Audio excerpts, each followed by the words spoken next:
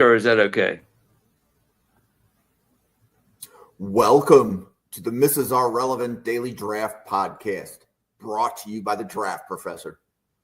The Draft Professor is a group of podcasters bringing you daily draft podcasts and is home to the only dynamic mock draft simulator which allows fans to mock draft against other fans. The Draft Professor Simulator features a first-round challenge, 5 unique one-round drafts. The Draft Professor Simulator features a second-round challenge, 10 unique 2-round drafts. All mock drafts are always picking against the fans and draft analysts which use the simulator. Every mock, every pick, every time. The Draft Professor also features ranked players functionality, where you can rank your favorite players at every position. Optionally, you can add tiers to your rankings to show what round you have the players graded in. The Draft Professor also features Draft a Team functionality, which allows users to snake draft a team of 22 players to demonstrate your my guys, compare player strengths, and discuss draft prospects in a way no other mock draft simulator can. Thank you for tuning in to the Mrs. R Relevant Daily Draft Podcast. This episode will begin shortly.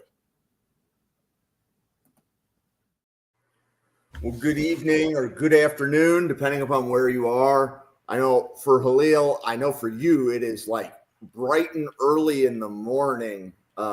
It's 1 a.m. I haven't gone to bed yet, so that's kind of if you live outside the US and you follow football and basketball and stuff like that, that's kind of your schedule. So it's not like I'm not used to it. Yeah, well, it is good to have you on the show again. This is your second podcast with us, right? Yes, exactly. Yeah. One a couple of weeks ago.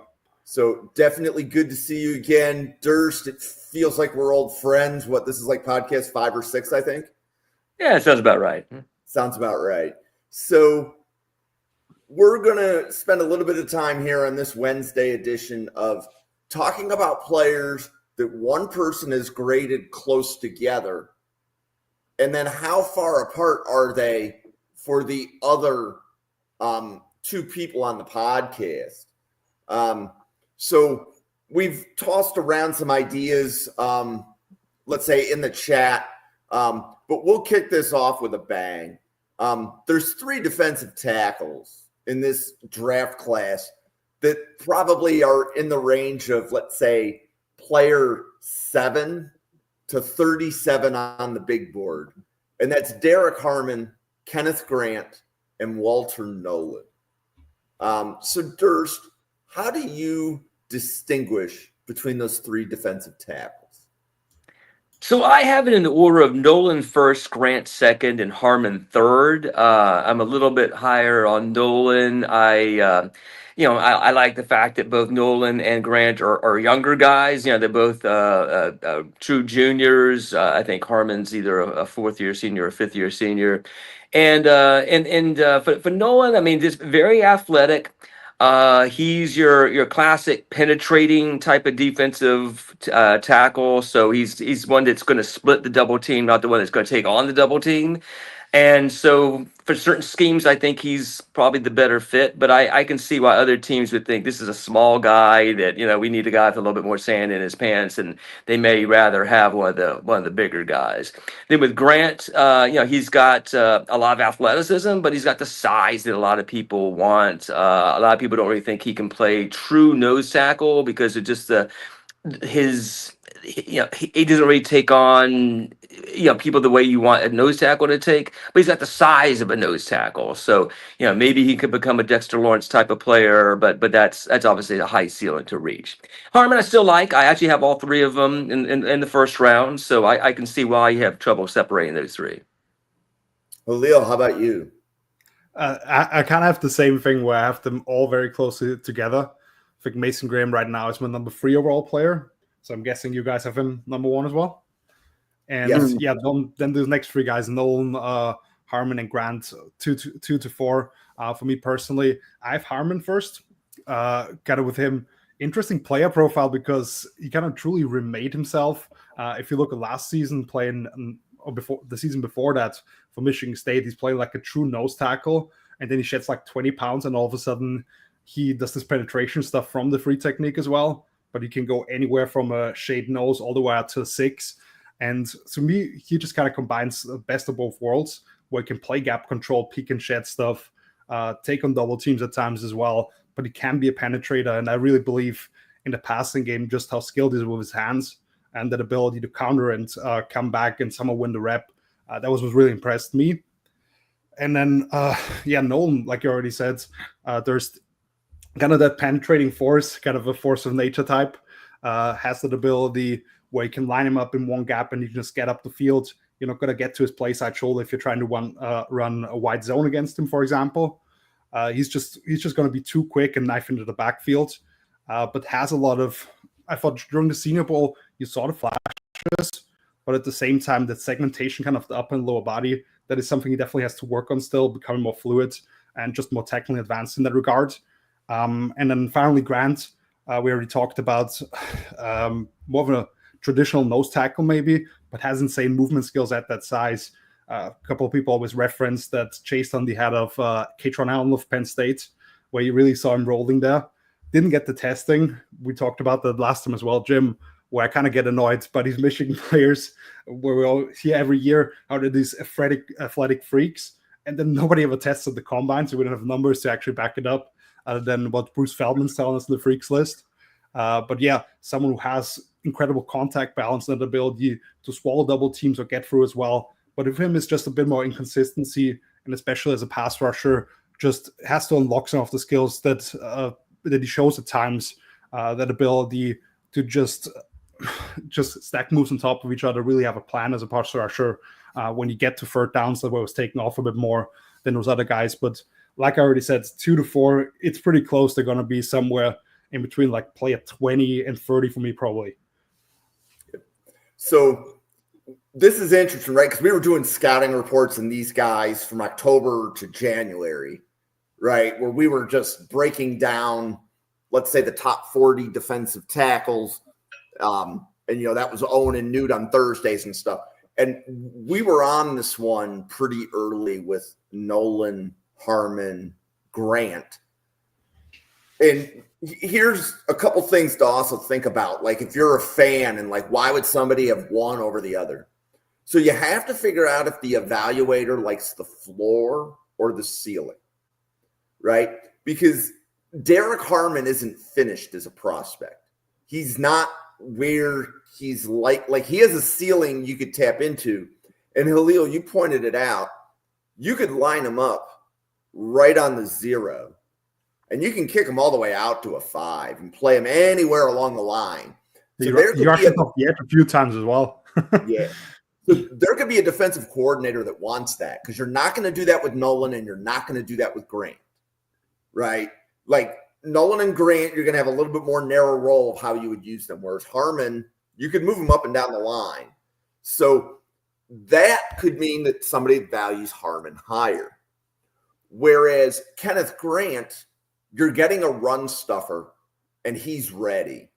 He's NFL ready, and you can probably start him as a rookie, knowing that you have a defensive tackle who's going to be playing the 0 or the 1, and you could be very happy with that. And if he never develops a pass rush, you could be very happy with the floor of Kenneth Grant, right? But you don't know if he's going to hit that pass rush upside. And then Nolan, there's, how do I want to say this? So, like, I think you both said, very athletic, right? But not all teams are going to want a 3 tech. So, like, here would be an example. So Nolan meets the Green Bay Packers thresholds for testing. Like, Green Bay is very strict with how they draft people in round 1. Nolan meets all that criteria, but according to the Packers draft professors, we already have 2 or 3 techs. Nolan would be duplicate. But do you pass on an all-pro? Right? I mean, there's things in Nolan's game where you say he could be the best nose tackle in the class. Like, he could be better than Graham at what Nolan does. So you have to, like, I think a lot of it is going to be how you look at your defensive line and what you need somebody to do year one versus where you see your defensive line in a couple of years. So like, for example, I'm a Bills fan. I would love any three of these guys to Buffalo. If any of these guys falls to 30 and they're not the pick, I'm rioting, right? I'm going to lead the riot, okay? Like, I would take them, even though Buffalo needs a starting corner, I'm taking all three of these defensive tackles over any cornerback in the class, including Will Johnson, right? And including Jahdae Barron, okay? Now, I don't expect Johnson, Barron, or any of these three defensive tackles to be there at 30. Right. So it's really it's a theoretical discussion, right? But even though we have like an Ed Oliver and then we have Dwayne Carter behind him, you can't pass on Nolan. You draft a good player and then you figure the rest out later. Kind of thing. It's kind of the way that I look at it is you draft the best player. Now, if I had to choose, it's Kenneth Grant. If all three are there, the choice is Kenneth Grant. We need the one tech. The one tech is really important. And Buffalo doesn't have one under contract for 2026. So Kenneth Grant, I think for Buffalo is the more important piece. But I would settle for Derek Harmon or Walter Nolan if any of the three are there at 30, kind of thing. Like a good defensive coordinator would kind of find a way to use them. Julio, who are three players that you have graded close together? So I brought the corners to the table, and kind of before I talk about the names, let me just kind of establish the floor if we're kind of on the same page here. So the top 7 corners, I think, on consensus boards as well. You got Travis Hunter, Will Johnson, then Jahdae Barron. Then he was hurt last year at the hip, but Benjamin Morrison is usually put up there. You've got Azari Thomas, Savon Revel, and Trey Amos. So those are the top 7 usually. And the next name that would be up here is Maxwell Hairston from Kentucky. I would throw him in with this next tier, but I understand in terms of consensus board, he's going to find himself up there, his name up there. So those are kind of the names before that I think pretty well established in terms of where consensus boards have them. And I think then it gets a little bit more murky. And the 3 names I was thinking about was Jacob Parrish from Kansas State. We discussed him briefly last time, I believe. Darian Porter from Iowa State, and Kobe Bryant from Kansas. Those would be kind of corner 9 to 11 for me, and I have them graded quite similarly. And so just a quick scouting report on all 3 guys here. With Parrish, one of my favorite guys to watch in this draft. I truly believe he's 5'10", 190 pounds. I think if he was 6 feet tall, we might be talking about him as a first rounder potentially. Just really feisty, sticky coverage, explosive out of his stance to mirror releases, and can really dictate things to the receiver, stay in the hip pocket. He can get a little bit grabby against bigger guys, especially that can box him out as the ball's in the air and stuff like that. But also a dog in the run game. He has a couple of snaps against Arizona State where he fills the C gap against Cam Scadaboo, this big power back, and he's just stopping him right there in the hole. Really fun player, and kind of the guy I compared him to without wanting to helmet scout too much was DJ Reed from Kansas State formerly as well. Now with the Jets and now with the Lions. So he's the first guy. Then I've got Darren Porter, quite a different profile, 6'3", 195 pounds. A guy, kind of a confusing player profile because he didn't start until his 6th year from a wide receiver recruit. Massive wingspan, 6'8", so you kind of can't teach that length and the speed at 4'3". And that's the funny part because you didn't see him until his past season. Then he comes out there. He looks like quite the natural at the position. If he really learns how to, if he kind of hones in his technique in press coverage, has ability to really dictate terms to receivers and disrupt them at the line of scrimmage. And then that speed to hang with them 40, 50 yards down the field where he's turning his head and he's playing the receiver basically, trying to make a play on it. Discipline in zone coverage, but also has that ability to make plays outside his range because of that closing burst. There's a play against Iowa, I believe it is, where they're running a drag and up. So you've got a play action, and you've got this tight end coming across the formation and bending it up the sideline. And he's just kind of free there because they're playing cover 3, I believe. And he just falls underneath it. High pick interception, really showing those ball skills as a former wide receiver and the catch radius that he has. Just got to do a better job of keeping his outside arm free and not diving as much as a tackler. And then the third guy, Kobe Bryant, a little bit more slender, 6 foot, 170 pounds, but incredible ball production, three straight first team All Big 12 nominations. Another guy who just won't back down from any fights against bigger receivers, but I like him best playing with vision of the quarterback, breaking on routes in those match assignments. Had an incredible Shrine Bowl week. Has become a much more reliable tackler, but with him kind of clunky transitions at times when he's getting caught opening his hips up a little bit too early, and then kind of those long legs, that ability to swivel around and get back into phase. That's where he has some issues. But kind of where do you have these guys, and do you think they're in the same tier, or is the one that really sticks out to you guys? So Durs, Bryant, Porter, or Parrish? Yeah, so I got a little bit more, I guess you could say, separation between these three guys. So I've got Porter as I guess you say, a clear number one of these three. I have him in sim tier as actually Siobhan Revel.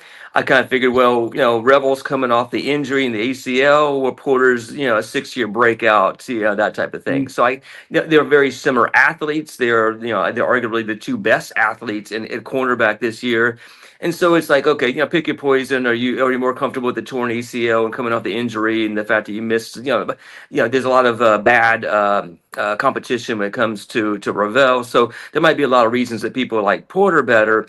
But anyway, I have him as sort of like clear above the other two. Just the athleticism, the length, the things you can't really teach. And I think that it's not like he just was bad at football for all those years. There was a little bit of trouble figuring out what position he was going to be good at. He was a wide receiver for a while. And I kind of like the fact he was such a good special team player. So a lot of times if you're coming in as maybe the backup as a rookie, being able to play special teams is really helpful. And he's got an awesome special teams background. So I have it, Porter is the clear number one. I have Parrish is my second nickel. So I kind of have him in a sort of different category because I separated my wide corners and my nickel corners. But I have him as my number 2 nickel, which still has him in my top 100. I have him as a third rounder. I had Porter as a more of like back end second rounder, and then Parrish is a third rounder. But I think he's got enough fight when it comes to the run game. He's got some good ball skills. He's fast, but he doesn't have the length. He's got short arms. He's shorter in general. I just think he profiles a lot better inside. So Kobe Bryant's kind of interesting because I was going through our one of our chats today, and I was looking, and I saw, I guess Kobe Bryant had actually like responded to some other people's text messages and didn't like what people were saying, and saying, I am not Emmanuel Forbes. That's exactly who I comp him to. I comped him and said to him in the summertime. I kept that comp. Now, I mean, he's a little bit more feisty. He's a little bit more, I think, physical despite his size. Kind of punches above his weight class a little bit better. But Forbes had awesome ball skills. So I mean, they're not the exact same player, but they are about the same size. And then Kobe Bryant, he didn't really test very well in terms of his speed either. So I mean, we kind of get on to Tez Johnson for being small and kind of slow. And Kobe Bryant was kind of a little bit small and slow. So actually, I have him as a front end of the 4th round player. So they're very different players. So I can see why it's like, well, it depends what teams want, what they need, what they prioritize. Do you have thresholds when it comes to arm length? Do you want somebody with good ball skills? I can see why. But I've got some clear separation between those two, just on my own personal preferences. Yeah, so Durst, I think you and I are aligned on Porter. Porter, out of these three, could go in round 1. It would not shock me if Porter goes round 1. Like round 1 to Buffalo needs a corner. He has all the measurables. He has the athletic ability, just doesn't have more than a year of tape. I think the knock on Porter is that, I think you pointed it out, Durst, he is a little bit older, which I think is going to bump him to round 2. But in a corner class where 3 or 4 of the guys ahead of Porter, right, that Halil mentioned, Revel, injured, Johnson, injured, Morrison, injured, I think Porter can go ahead of all 3 of those guys because they're injured. And he has the athletic profile. He's healthy. So I would have Porter ahead of them all, and it would not shock me to see Porter go round 1 to Green Bay, round 1 to Minnesota, round 1 to Buffalo. Those are teams that need corners. I think the Ravens may need a corner and the Chiefs may need a corner. It wouldn't shock me to see Porter go that high. I do think Porter more than likely goes in round 2. Okay. Between Bryant and Parrish, it becomes some of it's going to be scheme fit. Some of it's going to be what do you need your corner to do. So one of you said that you had Bryant at 170, and I thought he weighed in at 180 at the combine. I just checked that he weighed in 180 and then he ran a bit slower. So that's kind of my thing. He might have put on a few pounds just for the scouts to see it and then not have as many weight concerns, but then he ran a 4.53. So it's not a great time, but I think he played closer to a 170. I think that was his listed weight and stuff, and I mean, I think that checks out. I think he probably did, drink a lot of water right before. I think this is another floor ceiling conversation. I think Bryant comes in with a higher floor. I think Bryant, you know what you're getting, you know the dog you're getting. So you're drafting a player, but at the same time, because of the athletic ability, or let's say some of the lack of, you may not have the upside. So what are you getting? You're getting maybe a CB3. Is Kobe Bryant going to be your CB2? Right? That's the question you have to ask. Is he going to be, can he emerge and be one of your starting corners? Right? Whereas with Parrish, he's not finished. He's not a finished product.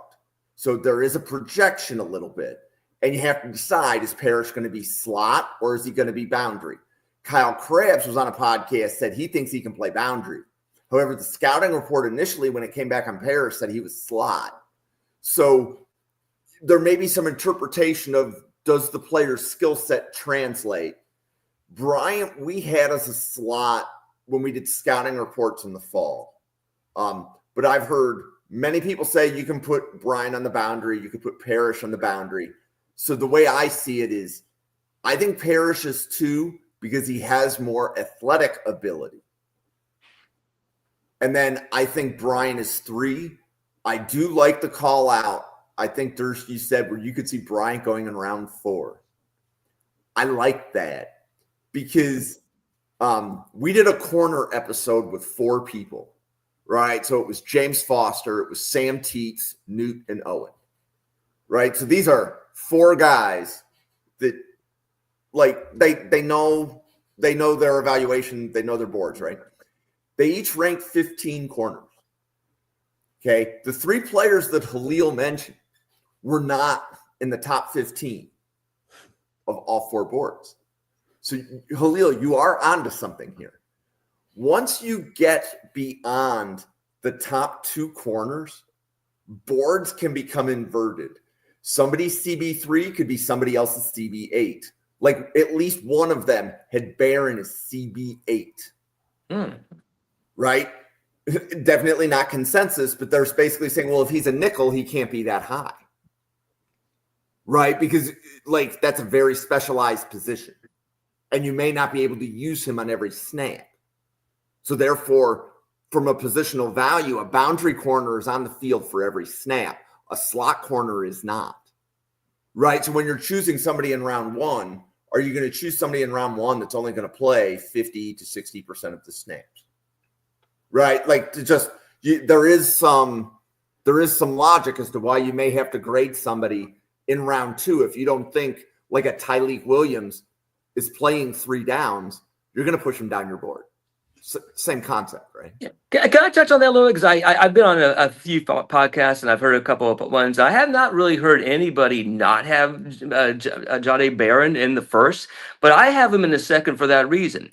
Right now we've got, as far as I could chart, there's 2 nickels that were former first-round picks that started in the NFL or played most of their snaps in the slot.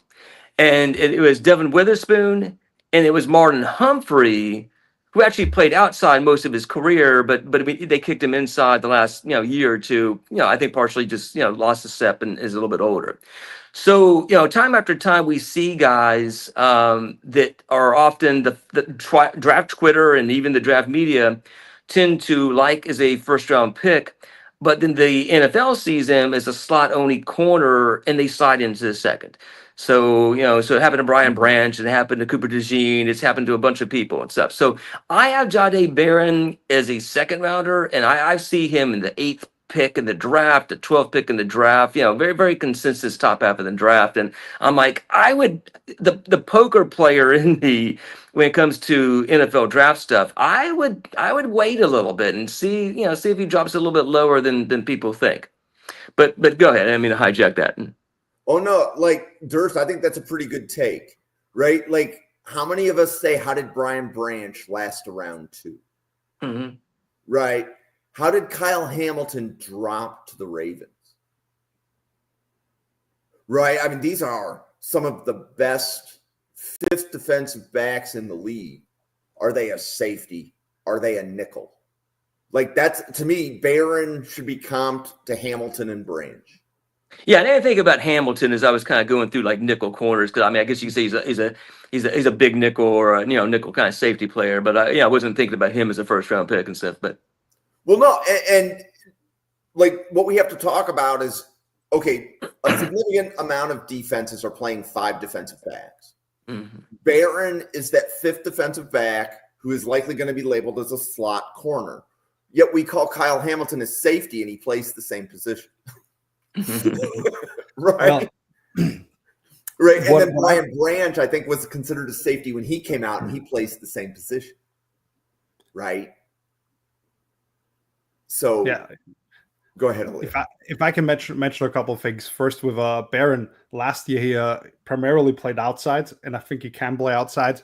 But I love his physicality and the ability to play with vision, have the spatial awareness. So I think he can fit very well in the nickel, and we've seen him play at a high level there. But I think he's someone who can play outside, and I think because of the football character and the steady growth he's shown, the NFL is gonna kind of fall in love with him. Even though I understand some concerns in terms of size primarily. He ran well, but I don't think he quite shows that on the field. But he is my CB3. Then with Bryant, real quick, since you mentioned Emmanuel Forbes, that kind of hurt my heart because I was not big on Forbes. I know the ball production was there, and I know he was fast, but that was kind of it with him. I thought he really struggled out of his transitions, and I think that's where Bryant capping over tops of routes, playing quarters, that ability to click and close and stuff in front of him, I think that's so much better than Forbes. I thought that's where he really struggled, and I never thought he was worthy of a first round selection. And just in general on the nickel debate, it's kind of where a lot of times it goes to what is the size threshold? Okay, he's gonna have to play in the slot, and I think it's with the modern NFL that's really not the case. If you look at someone like DJ Reed, since you mentioned him earlier, that ability to play that field side corner, so to the far side of the field, playing off, reading stuff in zone coverage.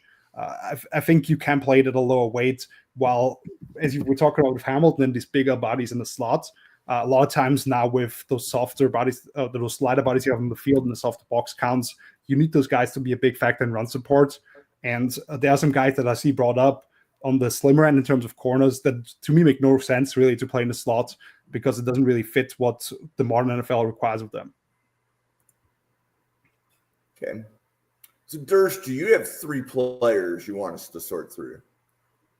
Yeah, so I've got Jordan Birch, Josiah Stewart, and then Femi Oladejo. So Oladejo from UCLA was a guy that had been playing off the ball linebacker for, I guess, the majority of his career. In fact, I think it wasn't until maybe his 4th or 5th game this year that they moved him to edge. He's a guy that I feel like I watched the UCLA game for about 5 minutes. I'm like, who the heck is this guy? Let me look him up. He immediately just burst off the page.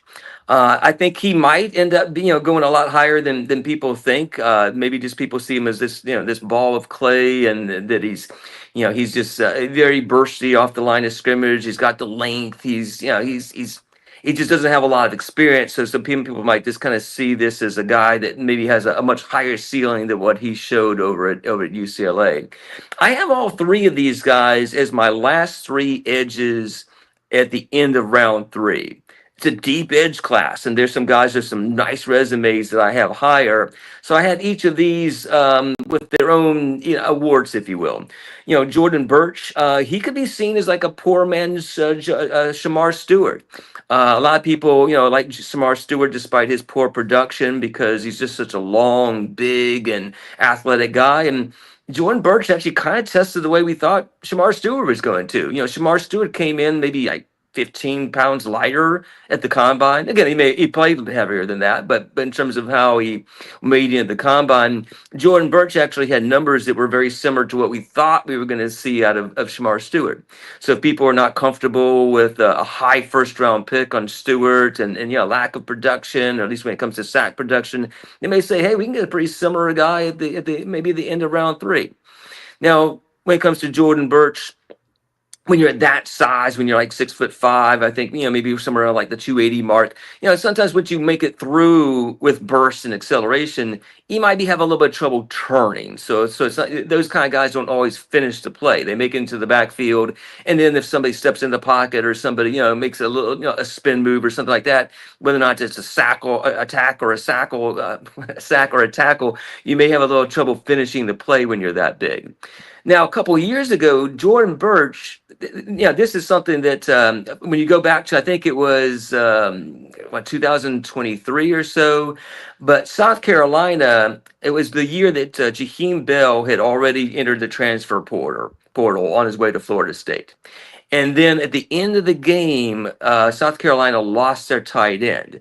There was a play or two where Jordan Birch actually played tight end for South Carolina, years before he transferred to Oregon. So he's a heck of an athlete, but he's been very inconsistent. He's a fifth-year senior. Every year, I think people just thought this five-star athlete was going to enter the draft, but he just never put together good enough tape to do so. And then you get to Josiah Stewart. So he immediately burst on this scene as a freshman All-American at Coastal Carolina. So before he entered the transfer portal, I was like, I got to look at this guy. This guy's going to be going to Michigan. And he had electric tape. But we questioned whether or not this was going to work outside of his conference. He's now going to the Big Ten. Is this going to work? So for a year or two, he was a backup at Michigan. Of course, a very deep rotation there, but he was a backup. So this year, he might be seen as the poor man's Jalon Walker. Now, he doesn't have the linebacker or the off the ball, background that Jalon Walker has. But if you're willing to have an edge that's like that's a 31-inch arm length, if you're willing to have an edge that's got a 6'1" frame to him, if you're willing to have an edge that's 243, maybe instead of using a top 10 pick or whatever it's going to take to get Jalon Walker, you might get Josiah Stewart toward the end of the third. And, especially if you have a wide 9 type of scheme and you can afford to have him working speed to power, I think that's his game. Now, he might be a designated pass rusher for most teams, but that's fine at the end of the third round to be a rotational edge. What do you guys think of those three? So, Julio, between Birch, Oladejo, and Stewart, how do you stack? So I put up my edge rankings last Friday, I believe, and I have Stewart 10th, so just inside my top 10. And Oladejo and Birch I actually have back-to-back at 15 and 16, respectively. I just think with Stewart, since we were talking about it, definitely a bit smaller, 6'1", 250, around 32-inch arms. But since we're talking about designated pass rusher, I think he's one of those guys who's going to get on the field with that role early on. And then you're going to see some plays where, he blew up the pulling guard there. He was able to extend, shed, and make a play in the run game. Should he maybe be starting for us? Like, he's one of those guys I believe he's going to get on the field. And he has such a complete skill set as a pass rusher. Like you say, in that wide 9, he can convert speed to power. He can work inside and out. Scissors moves and stuff like that. I believe he's going to be a very productive player. He was this past year some of the best tape you're going to see on the edge. So I've got him at 10 and kind of in a different style of player, since you were talking about Oladejo and Birch, who to me with Femi, kind of funny because if you look at his body type, he doesn't look like a linebacker at all. That dense frame, long arms. What did I have on for him? Like a wingspan of like someone at 6'9", heavy hands into contact, that ability to really, really defend the run with effort. You could see him chasing after the ball. I think he ran like 1,000 extra yards than anybody else on the edge during the Senior Bowl. When the tracking came out, was kind of one of the stars there, but has the kind of rawness with his hand combats, that ability to really defeat the hands of tackles.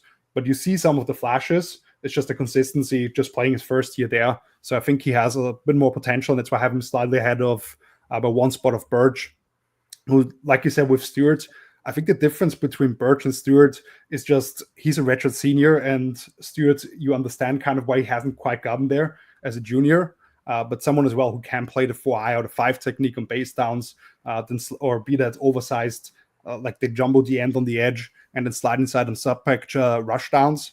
And just some of the negatives I have with him, I thought too much of his success rushing the passer came in spurts and was lacking consistency with too many chest-to-chest reps. That ability to stack moves on top of each other and threaten blockers by being a step ahead of them, that is kind of missing still. And that's a big concern for a redshirt senior, but someone who can win with just the length, the power, the ability to somewhat condense the pocket. I think he can make an impact there, but that's kind of how I have it with Femi, just one step ahead, because I think he has a bit more potential, just having played that position for 1 year. And then I'm going to have Stewart just inside my top 10. Okay, so you picked 3 good ones, Drew. 3 good ones. Here's why. I think it depends on the team. Okay, so if you're running a Fangio defense, you're going to like Oludejo as your edge, which you can drop into pass coverage.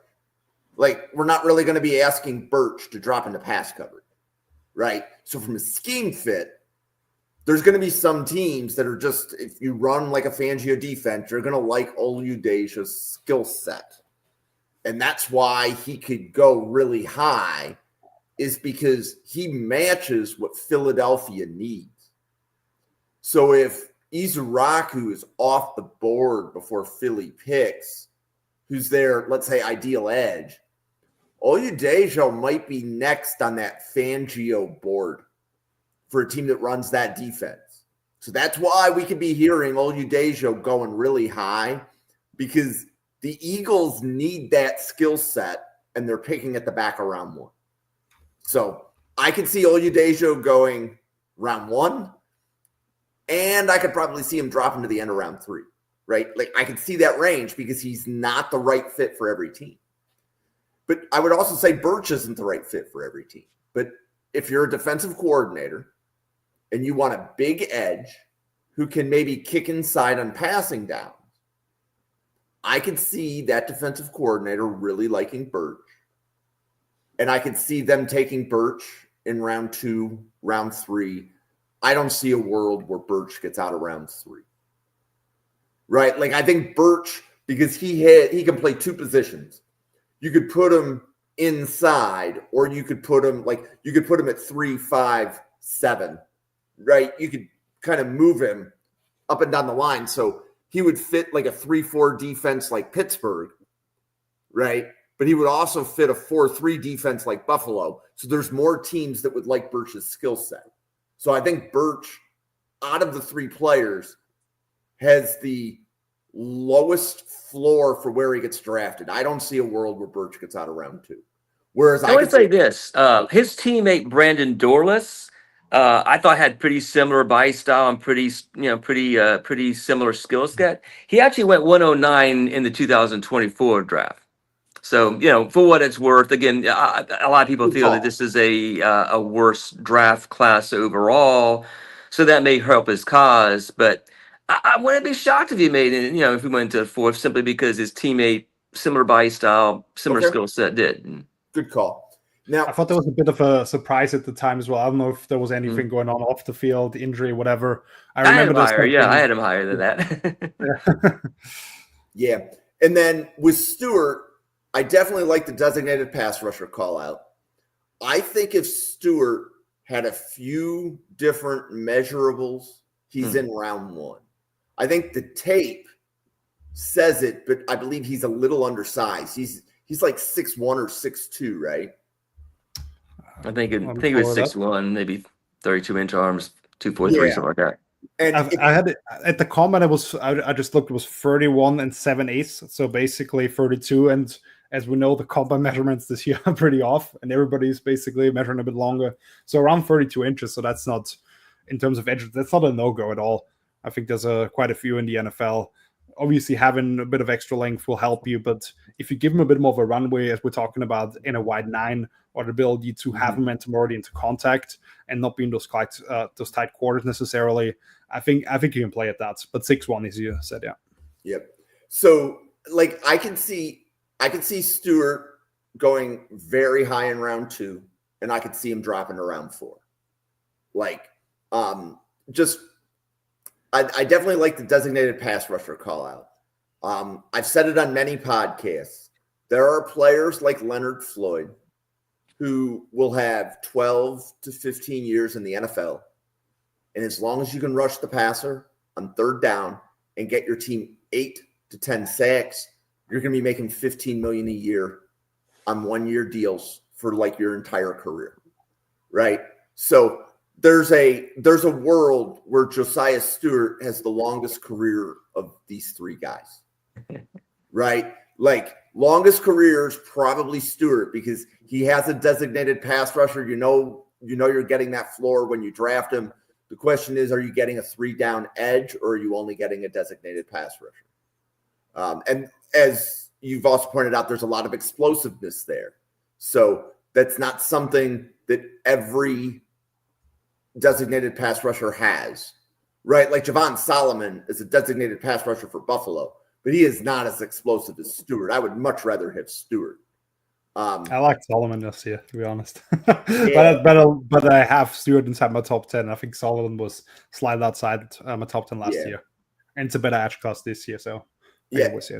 So I would stack them Stewart, Birch, Oludejo, but they could actually be drafted in the exact opposite order that I listed them in. So if you're Buffalo and you're playing the Chiefs and it's 2 minutes to go, Mahomes has the ball, Buffalo's up by 3, which one do you think you're going to want to send after Mahomes? It's Birch. It's not even close. Not Stewart. Yeah. Here's why. Buffalo cage rushes.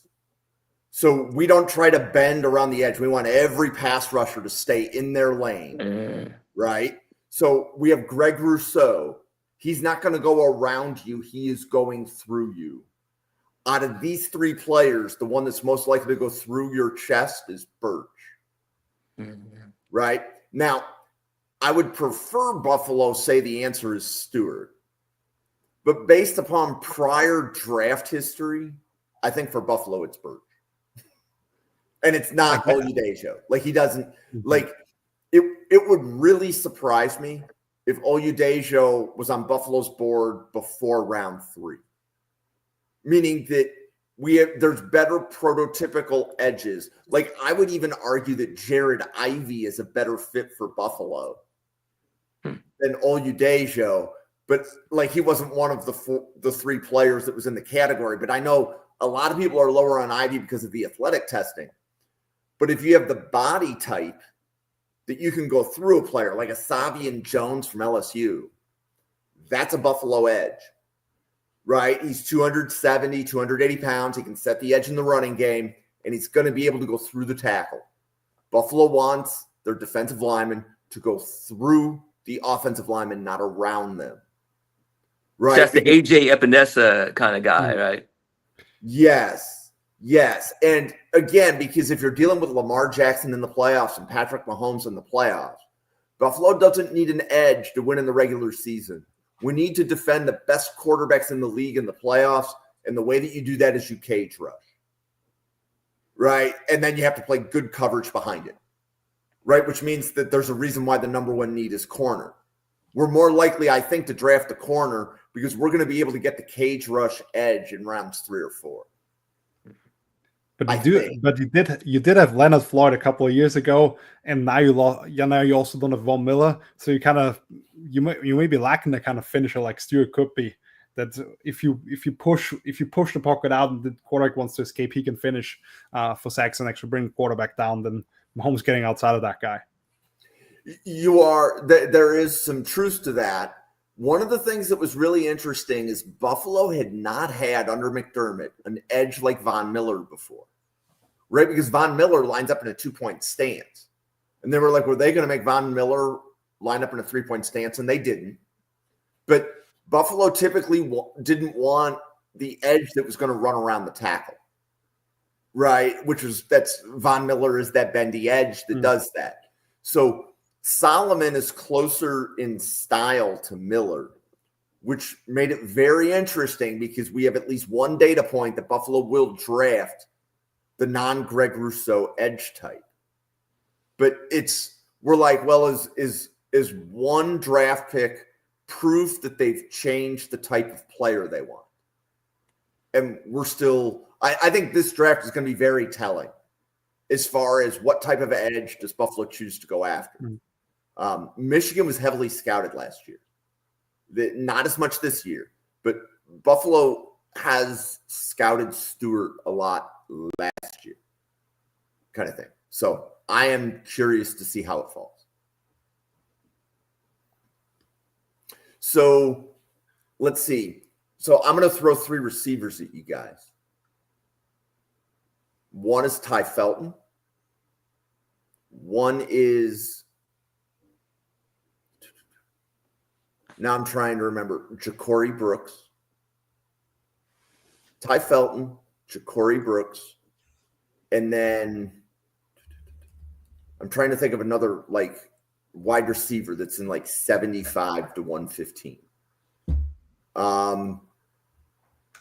We'll go Jalen Noel, even though I think I already know who's going to be the highest out of Noel, Felton, and Ja'Cory Brooks. So, Durst, which of those guys do you have highest? So I definitely have Noel as the higher of that group. It's kind of funny. I kind of already published my wide receiver list, but I was watching some Maryland tape the last couple of days, and I'm like, I need to get Felton a little bit higher. I had Felton at the very top of the 4th round, but I actually think what I'm going to do is I'm going to knock Xavier Restrepo down a little bit and stuff. You know, I know he was never fast. I'm not going to knock him down a lot because of his slow 40. But he did test a little bit worse than I expected. So I think I'm going to kind of switch Restrepo, who I had at the back end of the 3rd, and then Ty Felton is the top of the 4th. Kind of switch those two up. But I still have Jalen Noel above those. And I never actually got to Ja'Cory Brooks. So I've got like 32 wide receivers ranked, and I mean I've seen him, but I never really watched him enough to actually to be able to rank him. So I never actually got to that guy. I remember him a little bit from Alabama too and stuff. So I mean, I've seen him, but I didn't really get like a hard grade on him in terms of where I wanted to put him. And okay, Halil, how about you for those 3 receivers? Yeah, it's funny because I just checked. I've done 42 wide receivers by now. I'm in I'm in sicko mode currently, but I just checked and I have let me check just to be safe on Noel. And I have him 9th. Then I have Felton 17th, and I have Ja'Cory Brooks 25th. So quite a gap between all these guys. With Noel, a really fun player because he operates out of the slot primarily, but has that a bit of a thicker build, and he's able to win through contact, win leverage against the defensive back, and obviously has that home run speed where he can win down the field on inside fade routes. He can take the ball and run with it and just hit another gear, but kind of lacks some creativity in the open field, which was funny because the missed tackle numbers weren't nearly as good as I thought. Whereas Felton, actually one of the best runners to catch guys in this draft. And when you look at him, 44 missed tackles over the last 2 years and 144 catches.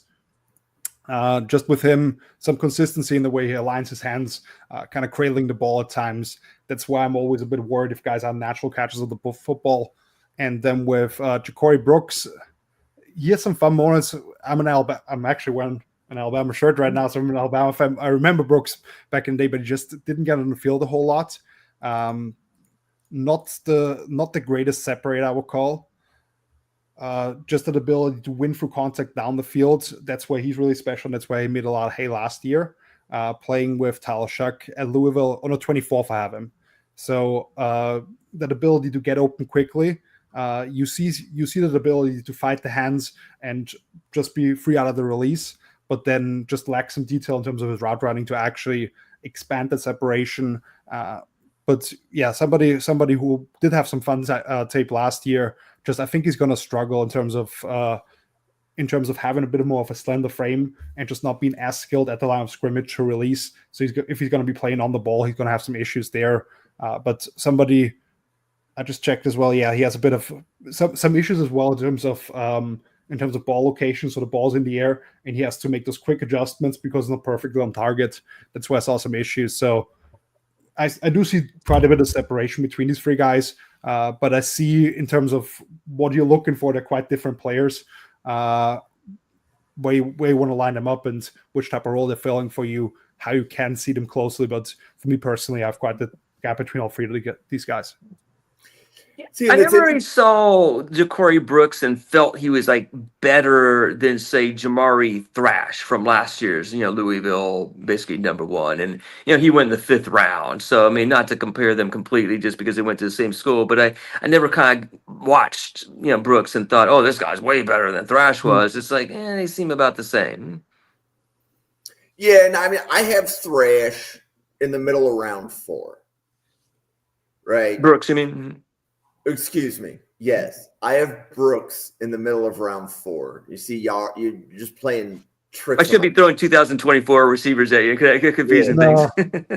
But so I was doing that like to try to get an idea as to where some of the people have felt, because I think Randall, myself, and Bill, we covered Ty Felton at Halloween. We were doing a deep dive. Like that was the first time Randall set eyes on him. He's like, this is a top 100 player. And keeping in mind, like when Randall's doing that, he's saying, this is a top 100 player in any draft class. Right? Because at that point, we haven't stacked the boards in October. We're just assessing, the games that Randall watched between this season and whatever prior year games he watched.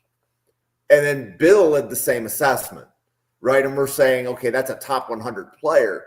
But then you come out and you find out, wow, we're like way higher. Like there's people that have Ty Felton closer to 150 than 100. Right.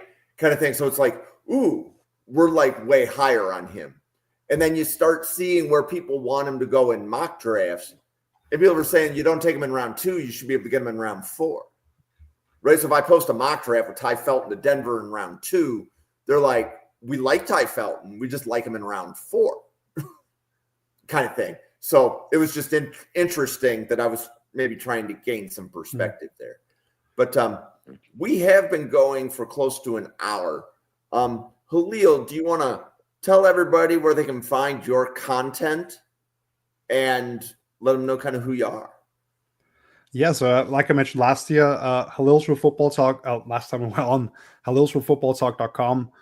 You can find all of my content. Currently, I'm doing top 10 lists plus a couple of honorable mentions at every single position. Last week, I put out a video. I also have a YouTube channel, which I'm going to try to link this video to. We'll figure it out later. But that's also Halil's Real Football Talk, same name. I just did a video last week on my guys at the draft. So just at every position, one guy that I'm high on in consensus, since we're just talking about a similar thing here, and a couple of honorable mentions there as well.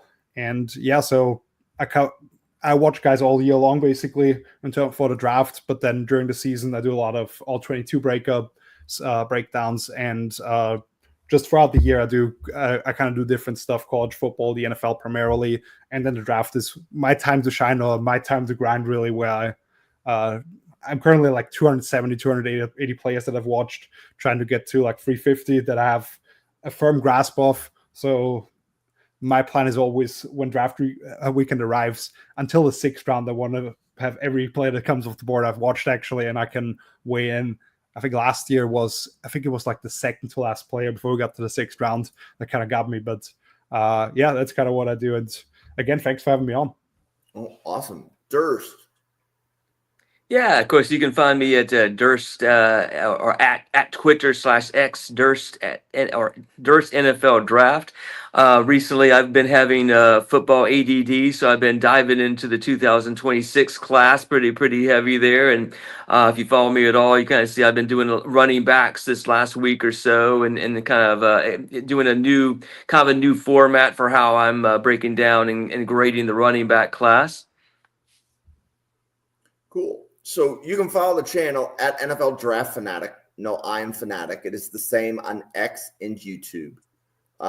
If you go to the YouTube channel, when your team drafts a player and you haven't heard of them, there's a good chance that we've spent 8 minutes breaking the player down on YouTube.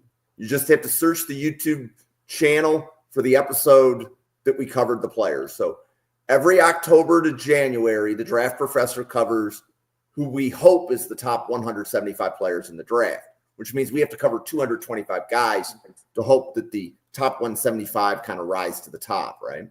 So generally speaking, whoever your team drafts rounds 1 through 5, we probably have a podcast on them on our channel.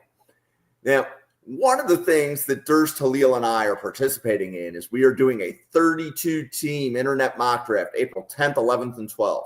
So if you follow this podcast channel, you will be able to see people talking about every single pick for 257 picks. And it's interesting to hear like how you're doing your board there, Halil, because my experience when I do these 7-round mocks is that usually in round 6 and 7, I'm at about 175 to 200 on my board. So I would be really curious when we're at the end and we're comparing notes about, Durst, how far down your board did you have to go for your 6th and 7th round pick? Halil, how far down your board? There's usually significant volatility in ranking players rounds 4 through 7. Connor Colby, for some people, is an undrafted free agent, and for other people, he's a round 4 pick, right? We don't have that much volatility in rounds 1 through 3. There's very few players that somebody's going to have round 1 that somebody else has round 3. Very rarely. Darian Porter is the example, but that doesn't happen very often.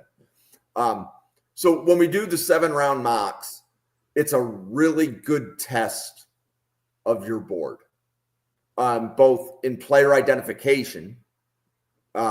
Did somebody draft a player that we haven't even covered? That type of thing. In addition to how far down your board did you have to go in round 6 and 7? So stay tuned to the channel. We have daily draft content. So this is the first podcast today. We're coming right back at you in about 30 minutes with Bill Sparks. I believe he's doing a Cleveland Browns team needs podcast. We got 2 more podcasts coming at you tomorrow. And you should see Durst, Halil, and myself throughout the summer.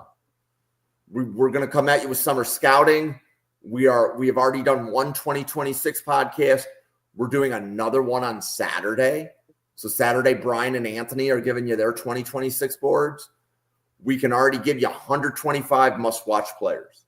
Already, our board is up to 125 players for 2026. So just stay tuned to the channel. You want to learn more about the next draft class? We have already started. Just like Halil said, just like Durst said. We don't stop. That's just what we do. That's what we love to do. So for the 52 podcasters at Draft Professor, thanks for watching, everybody. And we will see you on a podcast again in about 30 minutes.